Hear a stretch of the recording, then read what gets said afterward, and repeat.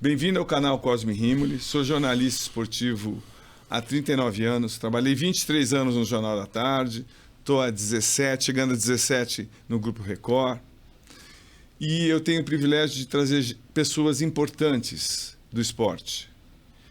E hoje eu trouxe, na minha visão, mais um grande jogador que foi injustiçado, poderia sim ter disputado 2 Copas do Mundo, um lateral direito moderno na época, e um grande líder, virou técnico, virou coordenador. Maior prazer ter você aqui, Zé Teodoro. Muito obrigado. Prazer todo meu, né, Cosme? Satisfação te atender.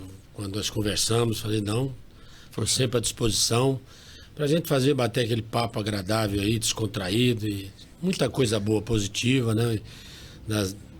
Do passado, de coisas que nos ajudou muito, né? Para chegar onde nós chegamos.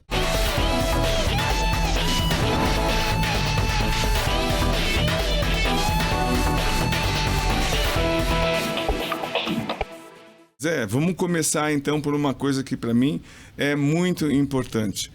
Como é um jogador do seu quilate saber que poderia estar numa Copa do Mundo, que é o grande objetivo de todo jogador desse planeta, e não é convocado por uma injustiça? Como é que você viu essa sua passagem na sua carreira, que você acabou não disputando nenhuma Copa do Mundo quando tinha toda a condição de jogar pelo Brasil?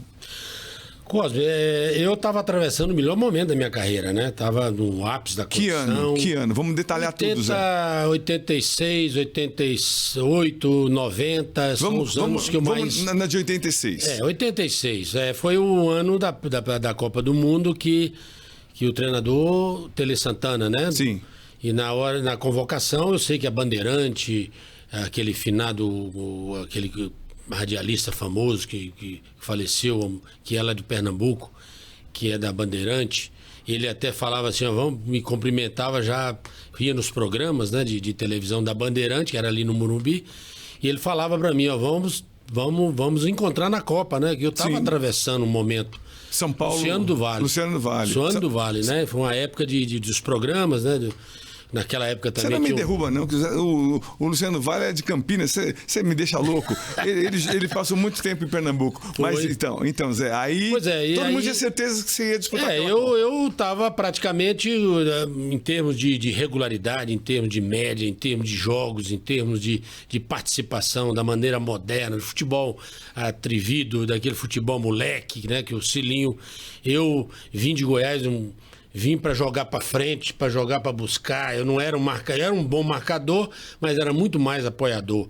Eu atacava mais, eu agredia mais. Já era um ala moderno, né? Sim, é verdade. Que é usado hoje como ala. Mas vamos então eu acho que eu tô mais ou menos no nível do futebol de hoje, do lateral que está sendo convocado aí, né? Do Wesley. Mas vamos por partes, vamos pegar. Vamos em partes. Vamos em partes. Leva a gente para aquela noite assim, Leandro foi solidário ao Renato Gaúcho, que foram para a farra e foram cortados pelo Tele Santana. Então, a possibilidade sua era gigantesca para assumir, pelo menos, para disputar a posição na Copa do Mundo de 86. Pois é, Cosme. E aí é chamado um jogador que era meia, que foi improvisado para lateral, o Josimar, que por acaso ou não era do Rio de Janeiro. Aí nós vamos falar da questão política, né? Da questão que tinha bairrismo na época era muito forte. Né? Que o Tele, a imprensa carioca, em termos de seleção brasileira, você vê era muito influente. Tinha uma influência maior.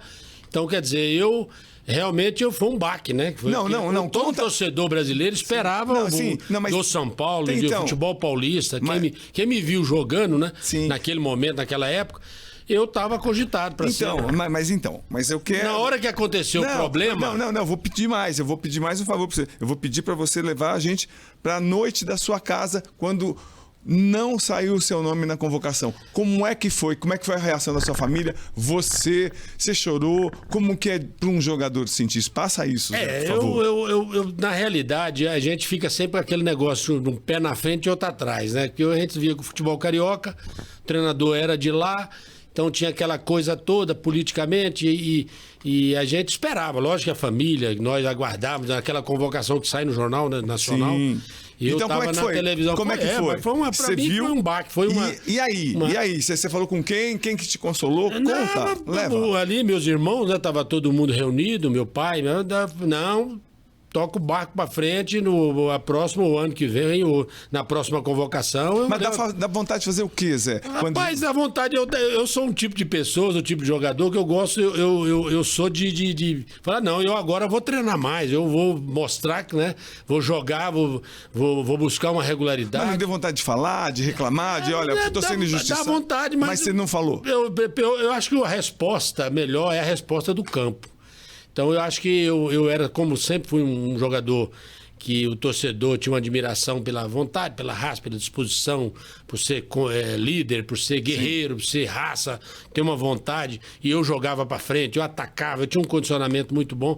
Então o torcedor via da maneira que eu disputava uma bola, que eu tinha muita gana, muita garra, muita disposição, né? Então eu esperava assim, eu vou dar a volta por cima e vou estar na próxima, né? Convocação. Então eu esperava sempre isso. Mas calma, vamos deixar bem individualizada essa entrevista, que é absolutamente os momentos importantes da sua vida. Aí tem Brasil e França. Você estava acompanhando a Copa do Mundo, você estava cortado injustamente, você está acompanhando a Copa do Mundo como todo o Brasil. Aí, quem assistiu, quem tiver a chance de ver esse tape, eu vi de novo para entrevistar o Zé. Veja a movimentação do Rocheteau. A França atacava muito pelo lado direito, porque por um acaso estava o Josimar. A cobertura era muito difícil, o Brasil sofreu e empatou o jogo. Aí vieram os pênaltis, houve um pênalti para o Zico durante o jogo, ele perdeu, o Brasil perdeu e foi eliminado da Copa do Mundo. Qual a sua sensação naquele dia, vendo aquele jogo, vendo o Rocheteau, vendo a França forçando pelo seu lado, onde estava um lateral direito improvisado? Pois é, Cláudio. Aí são coisas que às vezes no futebol, o que às vezes começa errado, vai terminar errado, né? Eu acho que eu perdi uma grande oportunidade, eu acho que talvez naquela hora, naquele momento eu poderia, né? Mas mesmo assim, como eu sou brasileiro, eu tô vivendo o futebol, eu sou atleta e tudo, a gente é Brasil, né? A gente é seleção. Não, mas leva a gente para aquela... Realmente, eu acho que eu poderia ter feito alguma coisa, né? Eu deveria ter impedido de acontecer até... Não, mas leva a gente para aquela sala. Qual a sua sensação? Comendo pipoca, você viu e falou... É difícil, é muito difícil, mas a gente, na hora ali no in-off, né? Você fala, eu poderia ter tirado, né? Aquela bola poderia estar no momento certo, na hora, dentro daquela situação. Mas o futebol acontece, né? Eu fiquei sempre naquela... Eu tô jovem, tô novo, eu acho que eu preciso... Já tô conceituado, assim, em termos de regularidade no futebol paulista, que não é nada fácil. Deu até mais vontade. Lógico, olha, que eu vi que eu falei, não, eu vou na próxima Copa, né? Que tinha 90, depois que 94. Não, mas sei que vi uma sequência. Aí é 90. 90, né? Era 90. Então, mas aí eu vou te pedir assim, vamos centralizar absolutamente na sua vida. Como é que para um homem encontrar de novo alguém que te injustiçou? Porque aí o Tele Santana vem para o São Paulo, que você já estava no São Paulo, no Morumbi, e você era líder do São Paulo, você era um dos jogadores importantes. Né? Fui convocado para a seleção com o Tele no São Paulo. Com o Tele, e acabou não disputando. Com o Carlos Alberto Silva e com o Lazzaroni. Sim, e acabou não disputando a Copa. Mas eu quero saber, olho no olho no Tele Santana, no São Paulo. Pronto, não disputei. E aí, como é que foi esse encontro? Eu acho que eu respeito, né? Sim. O Tele tem um passado, tem um comando ali. Não, mas como é que foi o encontro? Treinador. Não, como foi? Foi a vontade de mostrar para ele. Não, o dia, Zé, o dia, leva a gente pro dia. Você encontrou o Tele, e aí? Agora você tá no meu clube. Agora. Não, é difícil, né? Assim, você voltar, assim, relembrar tudo que rolou naquela época. Zé, mas se eu acho o seguinte, lógico, aí o Josimar foi muito bem na Copa, arriscou. Não é culpa dele, não é culpa, fez um gol, sim. Né? Mas lógico que tinha que respeitar. Não, mas para de enrolar, estamos no Morumbi. Você aí vai encontrar o técnico que não se levou para a Copa. Ele foi contratado para São Paulo. E aí? Não, e aí que eu tenho que chegar dentro dali e mostrar para ele a pessoa que eu fui, tanto não sendo como... Né, não sendo relacionado na época, dentro do meu clube, tinha que receber e tinha que mostrar para ele jogar E, logicamente, que eu sabia que poderia acontecer dele novamente, né? Ou até uma opinião dele, uma informação dele, poderia me ajudar em outras convocações. Então eu teria que tratá-lo, né, como profissional. Lógico que fica aquela coisa, né? Como teve problema. Eu tive problema com o Tele, a imprensa paulista brasileira toda sabe, aqui o clube sabe, naquele momento, né, que eu fui pedir satisfação, né? Porque eu tinha saído do time no jogo acho que no primeiro, em alguns jogos, que ele tinha adotado um critério que voltou o Leonardo, que tinha tomado cartão, voltou no próximo jogo, e eu tomei cartão e não voltei. Aí eu fui substituído, né? Ele me tirou do time. Aí eu naquela época, eu já tinha comentado com alguns jogadores, falei, olha, agora vai chegar a época, acho que se o Tele tá com essa moral toda, né, com ele, vai chegar o momento que a gente provavelmente já vai haver mudanças, né? Então a gente já percebia que tinha acontecido algumas coisas, justamente porque, além do detalhe da seleção, né, da não convocação, e também depois no São Paulo, de eu ter ido para reserva, também tive esse problema, mas eu sempre fiquei, né, sempre fiquei no banco, sempre fiquei na reserva, mas sempre brigando para o quê? Para poder ter oportunidade. Eu sei que jogar eu ia acontecer alguma coisa numa final do campeonato, eu ia, vai acontecer. Eu tô no banco aqui, tava eu, Ricardo Rocha, né? E mesmo assim a torcida pedia, né? Sim, e aí eu saía e ele não gostava que eu saía do banco e cumprimentava a torcida, né? Sim. Então o Tele não gostava, né? Eu, Ricardo, alguns jogadores que eles achavam que tinha que estar jogando. Então, quer dizer, a imprensa, então, aquela situação é uma situação que quanto mais a imprensa falava, mais o Tele, né, não dava a escalação, não falava, tanto que foi a resposta de 91. Sim. Né, que eu, praticamente, no treinamento da semana, nós fizemos 2 coletivos e nós ganhamos 2 coletivos do time de cima. Eu no time de baixo, e nós reuni o grupo e a gente falou, não, vamos ganhar o treino, vamos não sei o quê. Então eu já era um auxiliar técnico, eu já era um jogador que eu não aceitava, não gostava de ficar. Eu era um jogador que eu gostava de jogar, eu queria jogar. Mas no banco também, eu também não criava nenhum tipo de situação para desrespeitar o treinador e nem o companheiro. Mas tudo isso pesou, né? Talvez até na mudança, na minha saída da época. Sim, mas eu terminei campeão, então, né? Então, mas essa entrevista é muito importante para a torcida do São Paulo, tenho certeza, mas para qualquer admirador de futebol e de esporte. Porque quando acontece em grupo um torneio importantíssimo, uma decisão, muitas vezes o técnico não enxerga o óbvio. Aí é preciso que os próprios jogadores se unam, tenham personalidade e vão conversar com esse técnico. Final do campeonato de 91. O São Paulo vai fazer a última partida contra o Bragantino. Elivelton se machuca e aí os jogadores se reúnem. E foi um levante. Foram conversar com o técnico Tele Santana, que era muito duro, e falaram, olha, melhor para o São Paulo, vamos colocar o Zé Teodoro na lateral direito como titular, sim, e coloca o Cafu na ponta esquerda. Aí o Tele Santana ouviu. O Tele Santana, um técnico centralizador na época, como ele sempre foi, mas ouviu. Ou seja, conta os bastidores. Zé, leva a gente para aquela reunião, por favor, leva, porque é normal isso, porque de repente é tudo um grupo, todo mundo está trabalhando por bem comum e o São Paulo foi campeão. Explica, Zé, por favor. Você estava na reserva e aí? Eu não era tão diferente fora do campo, dentro da reserva eu era o mesmo jogador, né? Agregava, aglutinava, incentivava, mexia com o vestiário. Eu sempre fui um líder muito positivo, né? E com certeza numa final de campeonato que eu já tinha na minha cabeça que eu sabia que eu ia jogar, eu falei, eu vou jogar, eu não sei o que vai acontecer, né? Você falou isso na sua casa? Tava chegando, né? Eu estava no banco, eu estava entrando. Ele colocava, teve jogo que ele me colocou, teve jogo que ele não colocou, mas aí, queira ou não queira, essa hora pesou muito a humildade, né? De reconhecer que o treinador tem isso hoje, né? Sim. Mas que como, às vezes conversa, né? Mas olha, leva a gente pra reunião, a gente só tem 2 horas, pelo amor de Deus. Fala da reunião. Então, chegaram lá na reunião, e aí? Como? Não, o primeiro foi já na semana, né? Não aconteceu nenhum coletivo na semana. Elivelton se machucou. Pra não revelar o time. Ele tinha isso também, ele não revelava isso. Ele falou, não, o time titular só joga na hora do vestiário. Porque a imprensa acompanhava os treinos. Lógico, tudo isso era uma arma, né? Era uma estratégia e tal.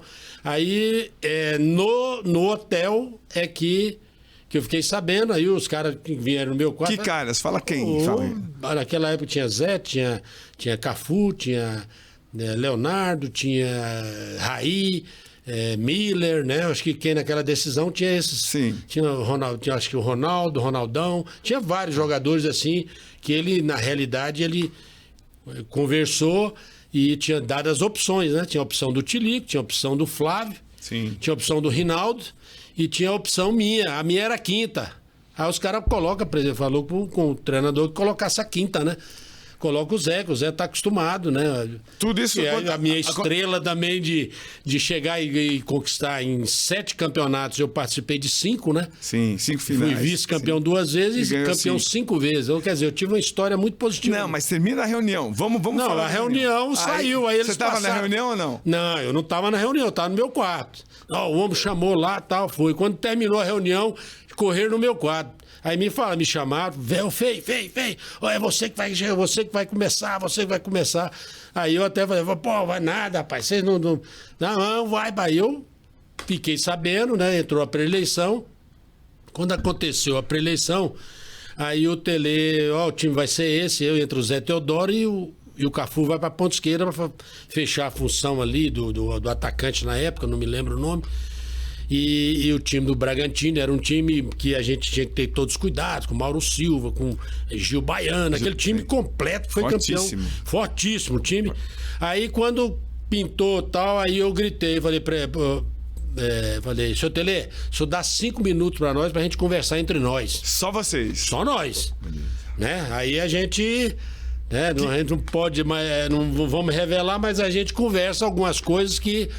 gente, vai ser desse jeito. Se não for desse jeito, se a gente fizer isso, né? Então, a conversa foi muito... a gente sabe, os jogadores às vezes... Conversa entre jogadores, né? Não, até ajeita alguma coisa. Respeita, atende o treinador, mas tem algumas coisas que a gente conversa, como tem em seleções brasileiras, em clubes que tem alguns líderes, né? De grupo, que chama a responsabilidade. Então, às vezes, nesse papo, nessa conversa, a gente, né? E muitas vezes ganha o título, muitas vezes... eu costumava não perder, não. Então, mas nessa conversa, o que vocês fizeram? Porque o Parreira estava lá no lado do Bragantino, do lado de lá, né? Inteligente...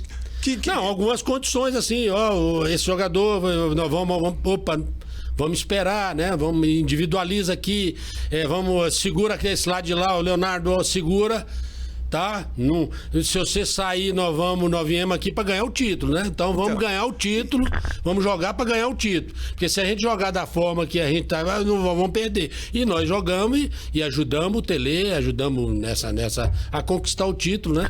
Que na época me parece que até o Tele não ganhava título, aquela coisa toda, né? Eu falei, não, aqui não, o senhor vem para cá, pode vir, que aqui nós vamos ganhar título. E a gente ganhou e ele começou a ser campeão ali em 91. Não melhorou essa amizade. Lógico que você não pode falar, mas lógico, o Tele tinha uma puta fama de pé frio. E aí chegou, aí já ganhou. Vocês fizeram. Começou, mas ali a gente começou, porque ele viu que ele pegou um grupo ali, que se chamava a responsabilidade, né? Que brigava, que era um interesse de ver o São Paulo, de fazer, de conquistar, de ganhar, gostar de ganhar, de título. Isso era o São Paulo. Mas que pena que você não estava em 82 para orientar até o grupo para não jogar tão aberto, que valia o empate contra a Itália. Mas alguém precisava ter avisado o Tele Santana disso. Mas enfim.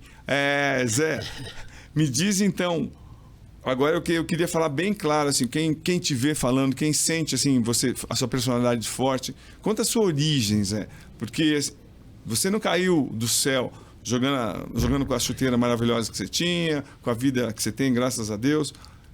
Como é que foi a luta para chegar até lá? O que é pau de arara mesmo? É sofrida. Minha então vida conta, por favor. Dá para escrever um livro, né? Por favor. Eu acho que não foi fácil da Bahia, né? Nasci em Goiás, fui criado na Bahia. Sou um baiano-goiano, né? Por que você saiu de Goiás e foi pra Bahia? Foi a família. O que seu pai fazia? Tivemos uma situação difícil, né? Que Explica, você sabe. Não, ninguém sabe. Não, tem. Às vezes você consegue, depois você quebra e a família entra numa situação difícil. Não, peraí. Seu pai de lá, o que ele fazia? Meu pai, comercialmente, tinha encerrado a situação comercial lá na cidade. O que ele comerciante, mexia, era caminhoneiro, mexia com com caminhão, com mercadorias que trazia de outros estados, transportava. Não deu certo, faliu. Não deu certo, faliu. Onde ele estava? Em Anápolis. Em Anápolis. E aí vocês foram para Dali onde? a gente foi para Bahia. Que lugar? No Pau de Arara para Bahia, né? Pegamos o caminhão, fomos para... Pau de Arara? O que é Pau de Arara? Pau de Arara é um caminhão que é de lona. Você coloca uma sacaria no chão, você vai a família toda ali dentro, debaixo da lona, e vai viajando na carroceria do caminhão. Durante 2, 3 dias de viagem para ir até a Bahia, que era estrada de chão na época. Que cidade você Santa Maria da Vitória. No sul-oeste da Bahia, hoje já está bem desenvolvido. E aí, né? que vocês fizeram o quê? Como é que foi a vida da sua família? Não, a lá? família, nós começamos lá, meu pai, novamente, perto da família, né? Que a família é baiana, da minha mãe e do meu pai. Aí meus irmãos, o Fernando, que era o que jogador, que é o Fernandinho, Sim. ficou em Goiás, ficou no Anápolis, e nós voltamos da Bahia.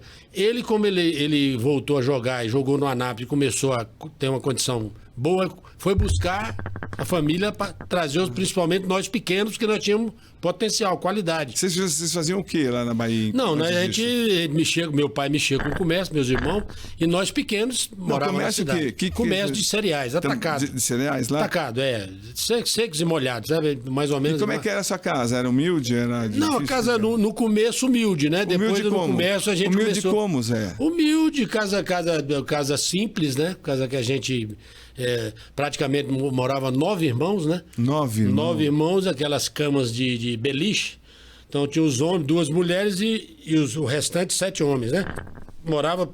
Então cada um tinha sua cama, dormia um em cima do outro ali, e o velho no caminhão trazia, logicamente, em cima da carga, rapadura, trazia abóbora, trazia para poder trazer alimento para poder, né, para ajudar na alimentação, e comercialmente também transportava, né, a mercadoria para vender no depósito, que, né, usava depósito naquela época. Então a família começou ali, começou devagar, mas aí meu irmão viu que a gente tinha potencial. Pera só um pouquinho. Você, como garoto, tinha alguma vontade que você não conseguia fazer? Ou tinha algum sonho como garoto? Olha, eu queria comprar um tênis, eu queria comprar uma bola, eu queria comprar alguma coisa. Eu acho que tudo isso era o sonho de que você fala nasce. um seu meu específico. Também era mesmo. Qual que era? Não, fala uma coisa específica. Ele quer falar de você. Não, assim, por exemplo, meu irmão... Uma vontade de comer alguma coisa. Tinha vontade. De quê? Tinha vontade de quê? Comer, sei lá. Uma coisa. O que era a coisa mais cara que você sonhava em comer, e hoje, graças a Deus, você pode comer à vontade?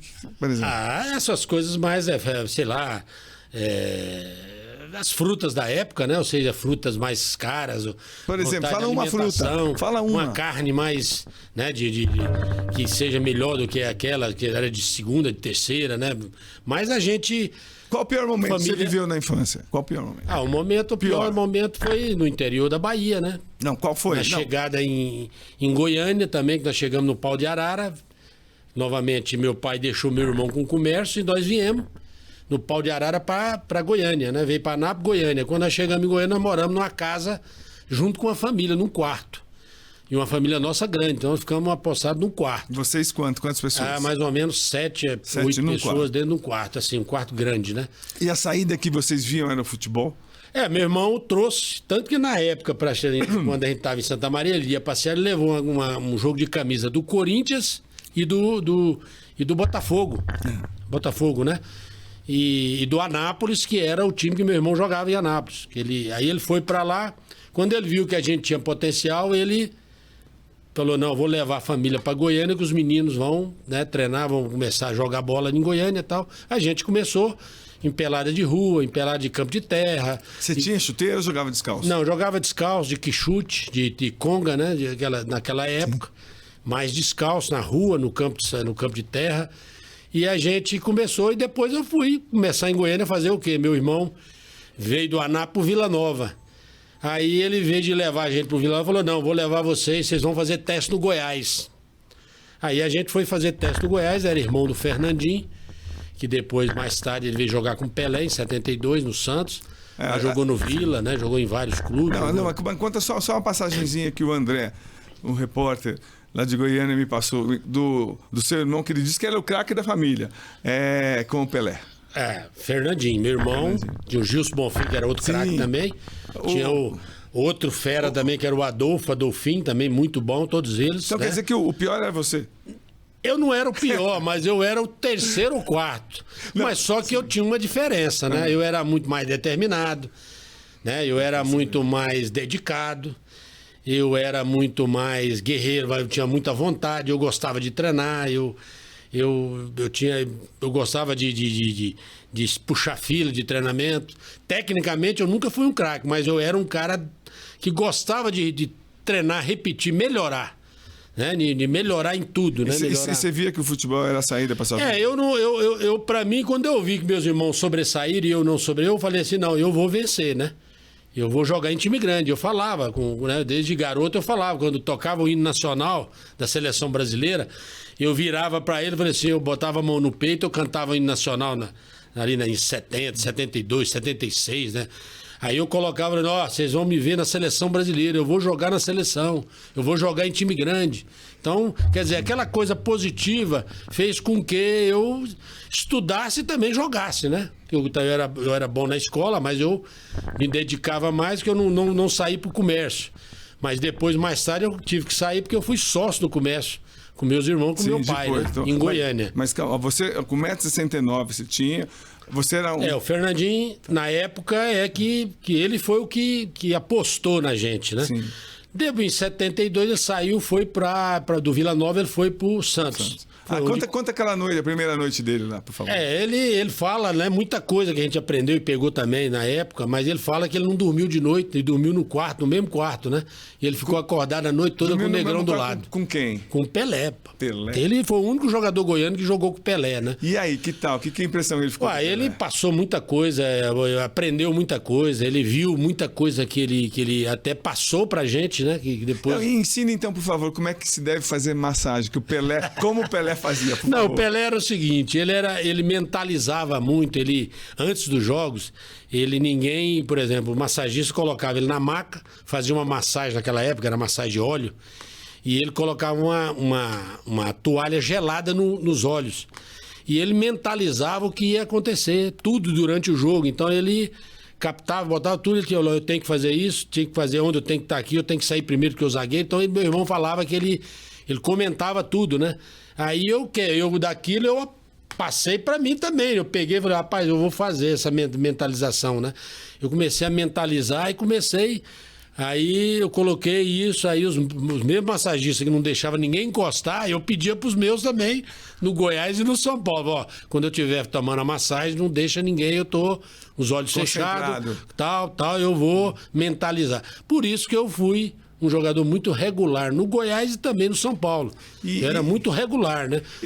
Porque eu aprendi muita coisa da época do Pelé, que meu irmão copiou lá no Santos na época. Pois é, essa coisa assim de todo mundo tem um time como é garoto e tal. Você já falou em outras entrevistas, não vem me bater depois, não. Você falou que gostava do Corinthians.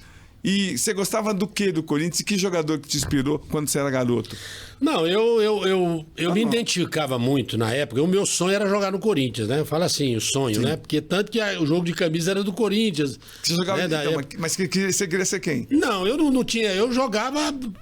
Naquela época, sabe, garoto jogava de qualquer jeito, não tinha na defesa. Mas quem que você gostava do Corinthians? Quem que era? Sempre tem agora é difícil, né? Tua época, quem? Vaguinho? Garoto. Na época é muita. Palinha. Eu acho que é bem. Eu era garoto nessa época, eu já era no Goiás, né? Vaguinho, Basílio, não sei o que, já tinha mais o quê? Então 15, quem? Rivelino? Rivelino, acho que era Rivelino na época. Eu era garoto, era Rivelino, né? Então eu tinha essa vontade de jogar no Corinthians pela raça, pela torcida do Corinthians. Eu falei, essa torcida, a torcida do Corinthians e tal. Mas eu vim jogar no Goiás, né? Com um clube que me projetou, né? Um clube que eu tenho uma gratidão muito grande. Aí eu vim pro São Paulo, sim, né? Sim. Eu na realidade caí no time certo, na hora certa e com os caras certos. E se apaixonou pelo São Paulo, tudo bem. Mas conta, por favor, como é que foi o teste, a peneira, e como é que você conseguiu passar e começar a jogar no Goiás? E você era volante, não era? Eu era coringa, né? Eu era atacante. Atacante? Atacante, eu era ponta, atacante, que meu irmão era ponta, eu era ponta.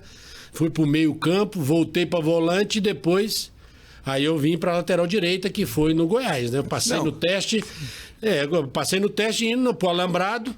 o cara gritou lá, os irmãos de Fernandinho, aí nós entramos no campo e tal, aí o cara falou, vocês voltam já semana que vem, vocês vêm treinar de novo, aí nós voltamos. Aí nós vamos agora pegar, aí pegou eu e ele, né, eu e o Gilson, que eram os dois, pegamos os dois, botaram nós dois dentro do carro, a gente era meio assim, tabaréu, né, aquele, meio brejeiro, né, veio da Bahia, meio de aquela coisa, sabe, meio tímido, caipira, né? tímido, Caipira, meio caipira, meio. Aí eles botaram a gente dentro do carro e levaram lá para assinar o documento do meu pai e minha mãe. Lá em casa, né? Fernando não tava e tudo e tal, mas já tinha autorizado. Aí fez um contrato de gaveta naquela época. Assinou, nós assinamos, meu pai e minha mãe assinou. Quanto mais ou menos? Nada, não tinha. Nada, não tinha dinheiro? Nada. Não era, naquela época não tinha. O passe era todo do. Não tinha porcentagem, não tinha nada. Era um contrato de gaveta. Você estava preso no clube. Depois que veio aí a Lei Pelé e mudou tudo, né? As legislações mudaram. Então nós. Dali a gente começou, né? Aí eu começava a trabalhar no comércio e treinar no Goiás. Eu trabalhava no comércio durante, né? Chegava cedo no comércio. Aí depois ia treinar, voltava, chegava do treino, ia pro treino de tarde, de manhã e de tarde. Final da tarde, tava lá a Kombi carregada e com as notas fiscais, eu chegava do treino, entrava na Kombi e saía pra fazer entrega, né? Então eu trabalhava... Entregava o quê? Não, meu pai ajudava a família. Então, mas né? entregava o quê? Entregava tudo, arroz, feijão, como chama? A farinha, tudo. Eu entregava açúcar, fazia as entregas, carregava, eu vinha cansado do treino, carregava, entregava lá, ia pra casa, jantava, dormia. Quando era 6 horas da manhã, com o velho puxava o cobertor, o vereador, meu pai. Puxava o cobertor, eu já tinha que levantar, porque eu tinha treino, né? Passava no comércio, ajudava a abrir as portas, né? Abria o comércio, eu pegava meu saco ônibus e ia pro treino. Ia treinar. Depois, já profissional também, né? Aliás, assim, as duas coisas, trabalhar no comércio e também a jogar futebol. Mesmo profissional? Mesmo profissional, com 17, 16 anos, 17. Você ganhava o quê? Salário mínimo quando profissional, mais ou menos? Goiás era salário mínimo. E como é que o São Paulo te descobriu? Você foi tricampeão pelo Goiás, não é? Não, fui 3 vezes campeão pelo Goiás. Tricampeão pelo Goiás, campeão goiano, né? E fui vice-campeão também contra o Vila. Então, quer dizer, eu tive assim, uma carreira já lá muito vitoriosa no futebol goiano, onde me projetou o Goiás, né? Antes do São Paulo chegaram outros clubes para tentar te levar. Tiveram o Flamengo, né? Tive o Flamengo, eu ia pro Flamengo, não deu certo. Por quê? Porque o Ailê, ele queria vender, queria negociar, ele falou, não, eu vou te colocar no clube grande. Né? E ele queria fazer do jeito, porque naquela época, você sabe, eu tinha direito a 15% do passe. É verdade. Então o dirigente fazia, né? Ia lá, negociava, vendia e tal, e aí eu pegava uma porcentagem e eu fazia um contrato e não era tanto, né? Mas eu falei, não, eu quero isso, eu não tinha empresário. Você era o próprio empresário? Os grandes erros da minha carreira, talvez, se eu tivesse um empresário, mas aí eu quero ganhar isso, eu quero, tal. Meu irmão me orientava, meu pai tal, conversava comigo. E eu vim sozinho, com 17 anos, com 18 anos, né? Para São Paulo fazer o primeiro contrato profissional aqui com o Miguel Aidar, na época. Miguel Aidar. Cheguei Mas explica, por favor, por que você não foi pro Flamengo e veio pro São Paulo? Pois aí já a negociação do São Paulo, a venda, né? Acho que na transação eu estava praticamente, que eu tinha saído da seleção brasileira, né? Você jogou na Juvenil, sim. Júnior de novos, né? Verdade. Então eu tinha ido em todas as seleções. Aí o Goiás me vendeu para o São Paulo. Então, mas por que não o Flamengo? O que deu errado? Isso que eu queria entender. Uma questão financeira, questão de valores, né? Aí tá bom. Em que São Paulo você encontra? Você vem pra cá em que ano exatamente? 84, 85, eu já cheguei nos 6 primeiros meses, nós já cheguei aqui como aquele negócio. Eu vim junto com o Falcão. Né? Contrataram. Porque, desculpa, só para lembrar um pouco, perdão. Mas o Zé Carlos que foi te observar, amando do Zé Cilinho. Carlos Serrão, amando do Cilinho. Foi ver 3 jogos meus, 5 jogos, um negócio assim.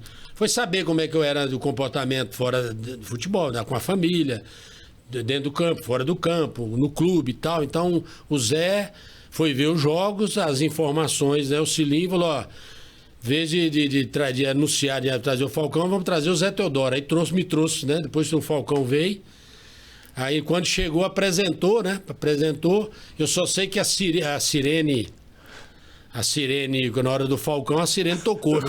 A minha não tocou. Falei, então já vou mostrar para esses caras aqui que o Goiano que eu vinha, com o Goiano Baiano, né?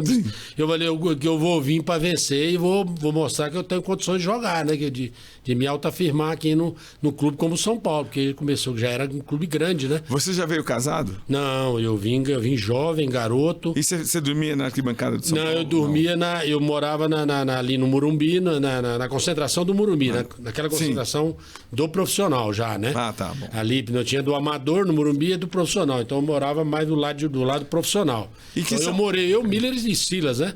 Então. Na mesma concentração. Eu ficava com, eu não lembro se era Márcio Araújo, tinha alguém que eu... Aí tinha o detrás dos Atletas de Cristo, né? O Miller, aí tinha o Márcio, o Silas. Como é que era na época, que foi muito forte, depois hoje o movimento, também quem é evangélico e tal, mas na época os evangélicos se juntavam, faziam o grupo de Atletas de Cristo. Você era, não era? Eu era dos dois lados. Eu tava junto. Eu era católico, mas eu tava com os evangélicos. Mas quando tinha as reuniões... Eu participava com o Silas, com o pessoal, com o Márcio. E também eu frequentava no Goiás também, com o Baltazar, lembra do Baltazar? Sim, eu lógico. Frequentava, só que eu ia para a igreja com o Baltazar, mas também o Baltazar ia lá para fazer, a gente fazia o churrasco. Sim. E tinha o pagode, tinha não sei o que e tal, e eu reuni o grupo. Eu era muito agregador, muito bom de grupo. E, vamos lá, ia lá fazer um churrasco e o Baltazar, todo mundo ia, né? Então não deixava que o pessoal me levava para rezar, eu ia com ele, mas na hora de reunir o pessoal ali na peladinha... Até se divertir também. No churrasco eu também, juntamente, a gente promovia sempre isso. No São Paulo, direto, né? E Zé, assim, com a tua visão que você tem como técnico, como coordenador... Quando as pessoas falam que, historicamente, esse grupo de Atletas de Cristo, às vezes, atrapalhava alguma equipe, até por os atletas serem muito fervorosos, como é que você analisa hoje, depois de tantos anos? Não, eu sinceramente, hoje eu acho que continua, porque hoje é evangélico, tem que ser mais. Sim, mas tem muito evangélico, mas não é tanto existe aquela. Aquela sessão meia-noite, como eles faziam. Como aquela coisa muito, sabe? Aquela não é. Hoje já mais ainda, mas era muito positivo. Era positivo. Era positivo. Então, mas teve alguns. Não atrapalhava. Mas teve alguns clubes que não souberam lidar e separaram. Tanto dirigentes como treinador, como jogador. Tinha jogador que não gostava, né? Sim. Aí os caras pediam pra falar assim, não, por que vocês não chamam lá? Vai chamar o Careca pra reunião, pra não sei o quê. O Careca não os caras, o Nelson, os caras... Mas os caras iam, participavam da reunião também, mas é que não era todas, né? Então, mas quem que era a pessoa que, além de você, quem era o dirigente que teve essa visão que, poxa, não vamos deixar todos transformar em dois grupos? Aí veio o Juvenal Juvencio, no Bigode Aidar, né? Na época do... Marco Aurélio. Marco Aurélio Cunha, então, ele era muito importante. O Marco já era um dirigente, não era médico, ele era amigo, ele unia, né? Ele era um cara já de muita vivência, que já conhecia o futebol, conhecia o clube, né? Ele já tinha um bom relacionamento, todo mundo gostava, então era um cara que tinha uma aceitação muito de... E outra coisa, todo mundo gostava, né? Sim. Então, futebol, quando você tem um grupo, tem uma comissão técnica, você tem os dirigentes, porque tudo reflete lá, né? Dentro do campo. Se isso aqui tudo tá dando certo, pode ter certeza que vai dar certo lá dentro do campo e vai ganhar títulos, e vai conseguir vitórias. E você já também falou em algumas entrevistas que você dividia muito o quarto com o Miller. O Miller, na época, como jogador, na época dos menudos, você foi o único que pegou os menudos e pegou o time... Eu peguei três gerações. Três gerações, né? Primeiro a década de 80, que eram os menudos, depois para frente. De 90, então. Foi mudando, né? Então, pois é, mas então, vamos falar dos menudos. Como é que foi viver aquilo, você observando aquilo? Menudo, para quem não sabe, é aquele grupo montado de Porto Rico, que fez sucesso no mundo todo. Foi. Que aí tinha o cabelo igual. Então, o cabelo, todos nós, né? Silas, Miller, Careca, todo mundo, né? Então, mas como é que foi esse sucesso? O Miller, símbolo sexual na época.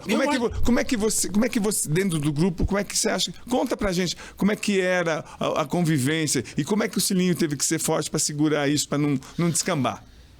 Eu acho que o sucesso foi de todos, assim, porque todo mundo comungava com o pensamento, né? O Oscar usava o cabelo, o Dario Pereira, que era, né, também tinha a mesma coisa. Então, quer dizer, era a moda da época. Não, mas eu digo, era o momento. Não, mas agora, o comportamento. Perante o comportamento, assim, tinha uns que destoavam um pouco, tipo, né? O Miller. O Miller gostava, era um pouco mais... Gostava de dar uma saída e tal, mas era mais... Não é então, de trabalho, mas quem que chamava os caras para responsabilidade? Você era um dos líderes. Né, Oscar, Márcio Araújo, Silas, tinha muita gente naquela época. Oscar Dario, de falar, né? Dá um- Gilmar Rinaldi, né? O Gilmar era muito Dá um líder exemplo também. de uma coisa que aconteceu que é engraçada, que tipo, olha, tivemos que sacudir esse cara. Tipo, vai, Miller. Né, teve. Dá um exemplo. Mas é de churrasco, né? Nós resolvi os problemas do São Paulo. Às vezes um momento de insucesso, de negativo, de resultados, de momento, de maus momentos, a gente resolvia entre nós. Mas conta um caso, um caso. Senão eu vou falar do seu caso do Éder Tânio daqui a pouco. Vamos falar. Mas resolvia que nós chegávamos lá, se o cara não corresse por outro caminho, né? Ó, você tá saindo muito, tá indo pra noite. Pô, tá saindo muito com, né? Eu vou falar umas coisas que eu sei. Miller na balada, eu tava voltando, virando a noite. Não vou falar nomes, mas tinha os da balada. Eu falo. O Miller virava à noite, eu sei que teve uma reunião muito pesada com os líderes. Aí vocês trouxeram ele para a realidade e aí ele se enquadrou. Mas conta dessa reunião. Não, essa reunião, essa conversa acontecia nos momentos quando a gente sentia que começava a desgarrar as ovelhas, né? Tipo, sair do caminho qual era a ovelha mais pior? A gente reunia, sentava, tinha um goleiro lá que teve um problema, a gente falou, se não correr, se não tiver na linha, não vai ficar. O grupo é assim, nós aqui nós trabalhamos para ser campeão, para ganhar, nós gostamos de ganhar, aqui o grupo é assim, aqui o São Paulo é assim, tem que seguir isso aqui, porque senão você vai sair fora. Então a gente era um grupo e tinha muitos líderes, e no churrasco a gente, na hora do chopp, é que a gente falava a verdade.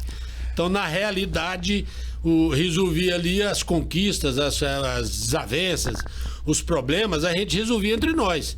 Nós não transferia para o treinador nem para a comissão, não. A gente não deixava a diretoria nada. Nós queríamos saber o seguinte, que a diretoria cumprir e pagar do jeito que era o São Paulo sempre foi. Perfeito. Agora, então era o problema da religião não atrapalhou, mas a gente tinha, né, o Careca reclamava, mas tinha gente que mesmo os que reclamavam participava. Mas a gente fazia as coisas com o intuito de ver o grupo forte. E o clube também ganhar títulos. Nós gostava de ganhar, né? Sim. Nós queríamos ganhar título. Nós no São Paulo, o jogador para jogar no São Paulo não pode ter a mentalidade só de classificar, de participar da Libertadores. De ganhar.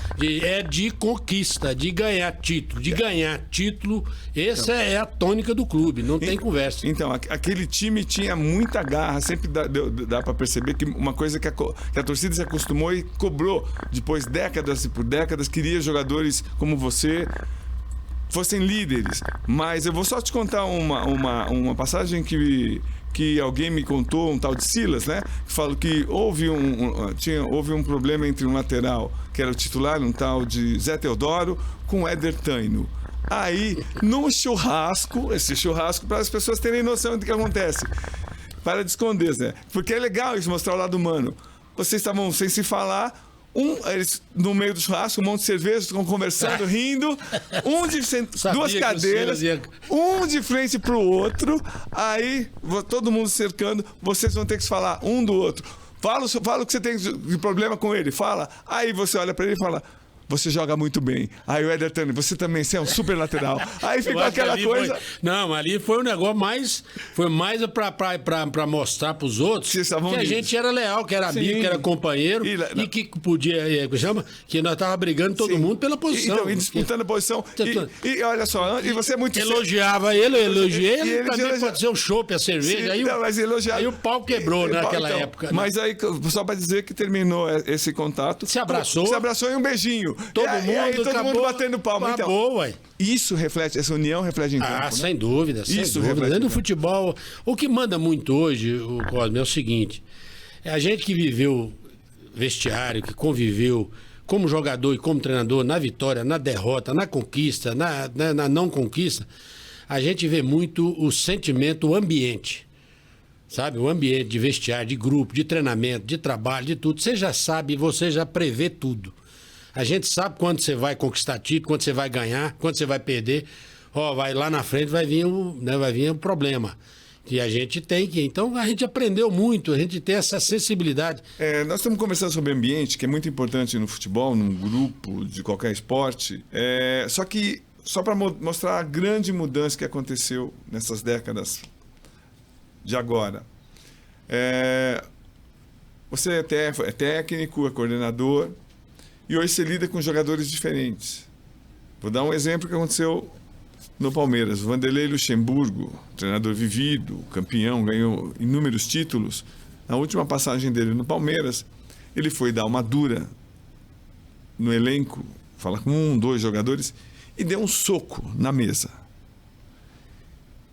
Em 5 minutos, quando terminou o treino, esse soco chegou para todos os agentes de jogadores, os empresários.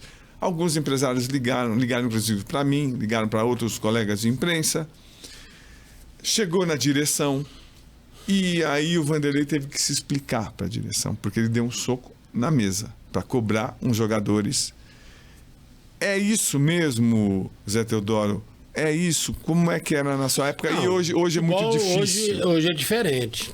Por quê? Explica. Hoje é diferente. Por quê? Não, eu acho o seguinte, hoje o jogador ele é mais profissional, né?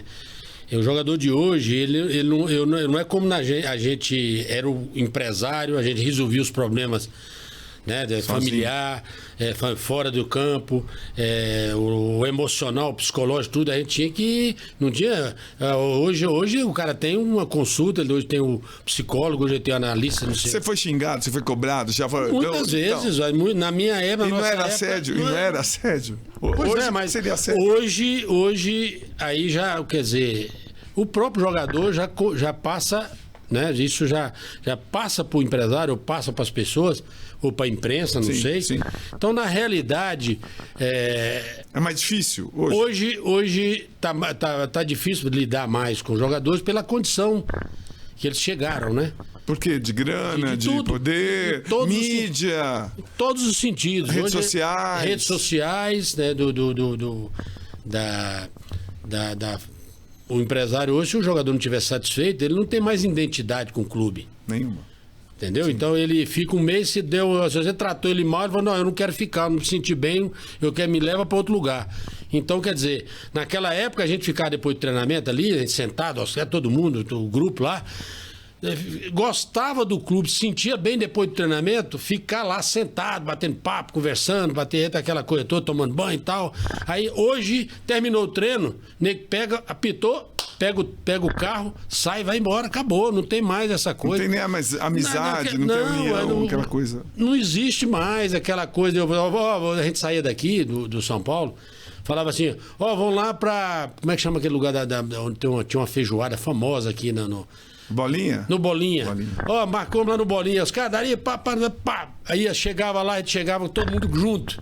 Hoje nós vamos estar no Tamatete. Sidney tinha a turma, porque tinha um grupo dos que frequentavam os bons lugares e os que frequentavam os lugares que era mais juventude, aquela cor. E eu gostava de frequentar o quê? Eu ficava um pouco lá. Os dois. Saía os dois, né? Pra poder fazer o que eu agradar aqui e agradar lá, pra não ficar, o Zé só quer andar com os fera, com o Falcão, com o Oscar, não.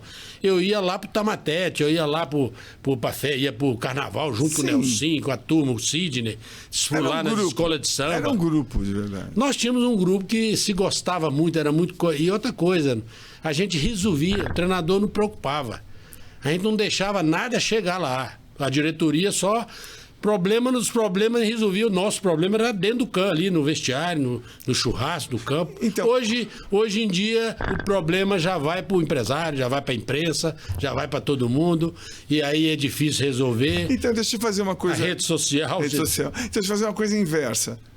Se vocês estivessem no grupo do São Paulo, naquela altura, 85, 86, 87, um jogador como o Neymar, você acha que...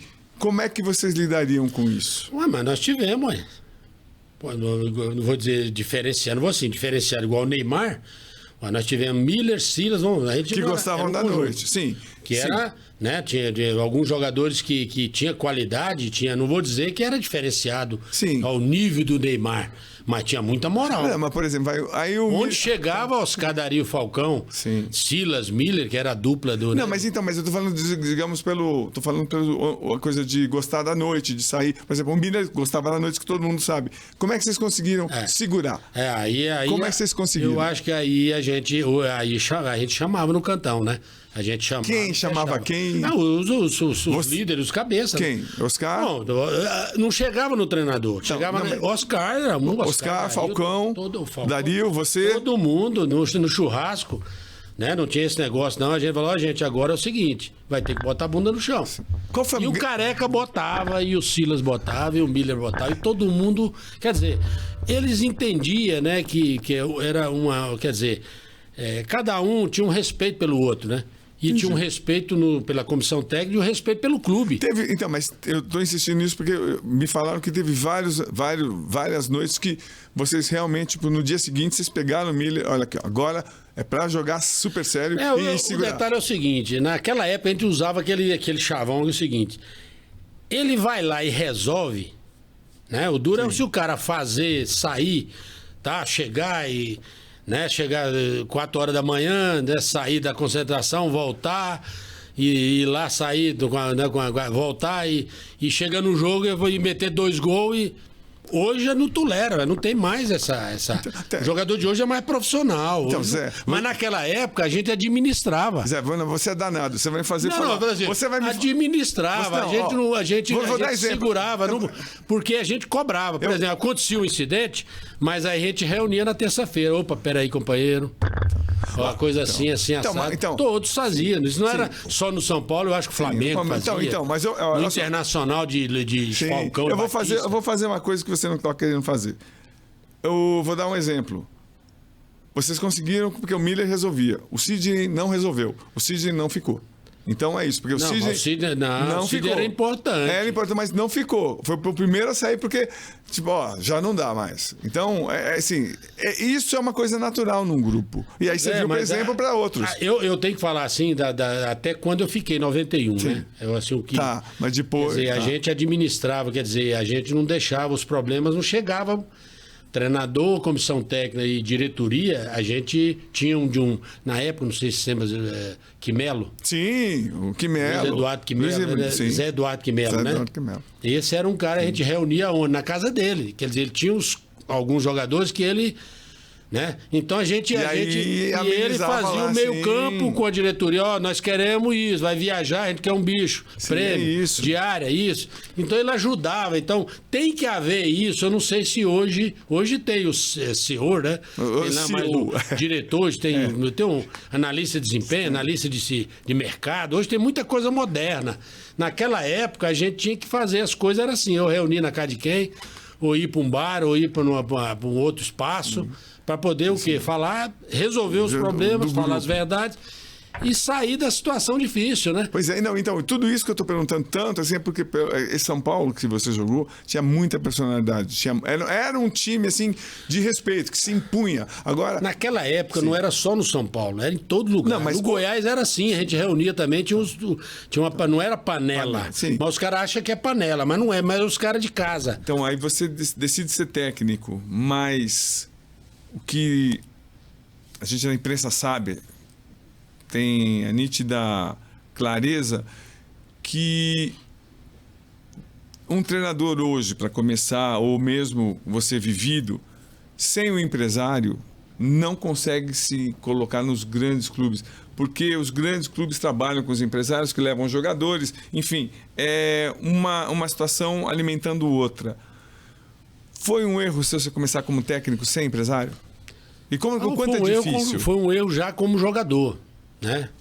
Como treinador, tem alguns empresários que eu tinha esse setor, por exemplo, no Nordeste eu tinha uma pessoa lá que, certo? Aí para Goiás eu tinha um outro. Você já tinha? Tinha. Pro Sul aqui, para São Paulo, eu tinha então eu tinha, mas não tinha um fixo, que é onde eu errei, devia ter ficado desde a época como jogador, depois como treinador, quando tiver naquele momento no ápice, né, lógico que eu tive também aí os momentos do começo da carreira, né? Sim. Que eu fui convidado pelo governador do estado para dirigir a Jataiense, lá em Jataí. O governador de Goiás? O governador com um amigo meu, João Rodrigues, que depois que eu parei, imediatamente eu fiz o curso e tal, frequentei, fiz tudo aquilo que eu comentei e já fui direto para Jataí no avião. Ele me levou e eu comecei do zero. Aí eu peguei os renegados da lista de dispensa do Goiás, do Vila, do Atlético e do Goiânia. E montei o time da Jataiense, que chegou ao 4º lugar do campeonato.